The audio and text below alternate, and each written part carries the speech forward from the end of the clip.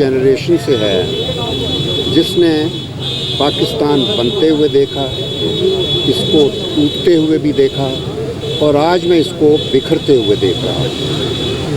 और जिस किस्म के हालात हैं, मुझे आज वाकई वो वक्त याद आ रहे हैं जब 1947 का वक्त, जब हम हिंदुस्तान से लाखों करोड़ों महाजरीन के तौर पर अपनी हज़ारों साल पुरानी शनाख्त और अपनी पुरानी जायदादें, घर बार सब कुछ छोड़कर हम कायद-ए-आज़म के पाकिस्तान आए थे।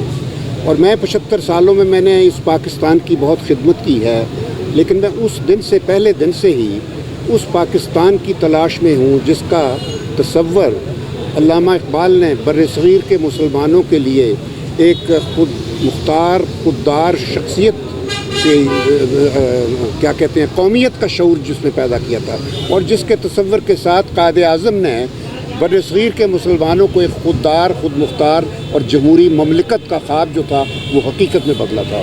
क्योंकि 1946 में जिस वक्त पाकिस्तान की बातें हो रही थी, आज मैं आप यंगर जनरेशन है उनको याद कराना चाहता हूँ, अक्सर को नहीं मालूम कि 1946 में एक अबूरी हुकूमत बनी थी, अंग्रेज़ों ने बनाई थी। उसमें पंडित नेहरू जो थे वो वज़ीर ख़ारजा थे उस वक्त, और उन्होंने बतौर वज़ीर ख़ारजा सितंबर 1946 में एक बात कही थी और कहा था कि अब जो बातें हो रही हैं नई ममलकत के बनाने की, मैं आज ये लिख कर देता हूँ, उसने कहा कि कोई आज़ाद ममलकत नहीं होगी, ये सिर्फ एक कल्चरली ऑटोनमस एंटिटीज़ होंगी जो कोई आएंगी वजूद में इंडियन ओशन के वक्त। क्योंकि उसने कहा, क्योंकि अब दुनिया में सिर्फ 4 बड़ी ताकतें होंगी, ग्रेट पावर्स उसने कहा था।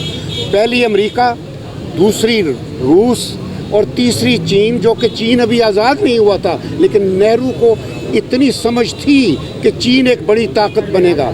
और चौथा उसने कहा था हिंदुस्तान, क्योंकि इंग्लैंड का नाम नहीं लिया क्योंकि उसको एहसास था कि हिंदुस्तान के बगैर इंग्लैंड कभी बड़ी रियासत नहीं रहेगा। और आपने देख लिया कि आज इंग्लैंड का वज़ीर आज़म हिंदुस्तान का ही हिंदुस्तानी जाकर वज़ीर आज़म बन गया है। यानी इंग्लैंड अब ग्रेट पावर्स में शामिल नहीं है, हिंदुस्तान तेज़ी से ग्रेट पावर के तौर पर उस अपनी मंजिल की तरफ बढ़ रहा है। और हम क्या हैं?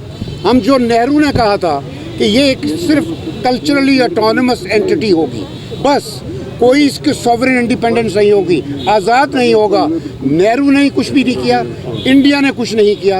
इंडिया ने तोड़ा ज़रूर था पाकिस्तान को, लेकिन उस वक्त एक सियासतदान ने तोड़ा था, एक जुल्फ़िकार अली भुट्टो था जिसने एक पागल जर्नैल को जो रातों को सोता नहीं था उसको आगे लगाकर फ़ौज को 75 मिलियन अवाम के ख़िलाफ़ लड़ा। उस वक्त ईस्ट पाकिस्तान के 75 मिलियन पाकिस्तानी थे, उनके ख़िलाफ़ फ़ौज को खड़ा किया 30,000। तो नतीजा होगा वो मिलिट्री डिबैकल जिससे हमारा आधा मुल्क कट गया। तो मैं कहना ये चाहता हूँ कि आज फिर वही सिचुएशन है, आज उसी तरह वो उसी किस्म का सियासतदान मैदान में आ गए हैं जो भुट्टो की नस्ल के थे। वो जरदारी है, भुट्टो कहा जाता है, ज़िंदा है, और दूसरी तरफ शरीफ ख़ानदान है। इन्होंने अपने ख़जाने इस मुल्क को लूट कर बाहर भर लिए हैं, इनका इस मुल्क में कोई नहीं है, इलाज तक ये अपना बाहर करवाते हैं। तो आज वो जो नेहरू की जो पेशीन गोई थी वो इन्होंने पूरी कर दी है। पाकिस्तान एक सिर्फ एथनिक और यानी ज़बानी और लिसानी बुनियादों पर एक कल्चरली ऑटोनमस एंटिटी के तौर पर बन गया है। हमारी जो सॉवरेन इंडिपेंडेंस थी वो अमेरिका के हवाले कर दिया इन्होंने, और करने वाला वो फौजी जर्नैल था जो अब चला गया है। जिस फ़ौज का ये जिम्मेदारी थी कि पाकिस्तान की आज़ादी का तहफ़्फ़ुज़ करे, वो उसका सिपहसालार था। तो वो जो एक आदमी जिसने पूरी फ़ौज को के नाम को इस्तेमाल करके ये गलती की है, अब वक्त आ गया है कौम इस बात का एहसास करे कि किसी एक शख्स को ये हक़ नहीं पहुंचता कि वो मुल्क की किस्मत के फ़ैसले करे। कोई ये नहीं फ़ैसला कर सकता कि इस चोर को पाकिस्तान का रूलर होना चाहिए, इस बाहर की ताकत को पाकिस्तान के ऊपर मुसल्लत होना चाहिए। अब सिर्फ पाकिस्तान के अवाम वो फ़ैसला करेंगे कि हमारा रूलर कौन होगा। आवाम को अपील करता हूँ और मेरा ये यकीन है कि पाकिस्तान के इदारों को बर्बाद करने में पहले भुट्टो था, आज ये सियासतदान हैं, ये बराबर बर्बाद कर रहे हैं। यके बाद दीगरे जुडिशरी पार्लियामेंट को इन्होंने तबाह कर दिया है, एक थिएटर बना दिया है। ठीक है ना जी। तो फौज का तो सत्यानाश कर दिया है, फौज को इन्होंने पुलिस बना दिया है, फौज के चीफ को आईजी पुलिस बना दिया है। तो हमें इन सब बातों को दुरुस्त करना है, इन इदारों को उनका जो तकरीम है, उनकी जो तहरीम है और जो उनकी इज्जत है वो रिस्टोर करनी है।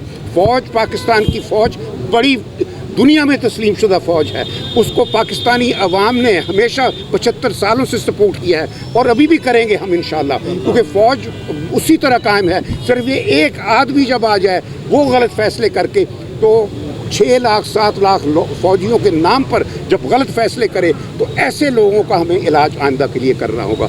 इसी तरह जुडिशरी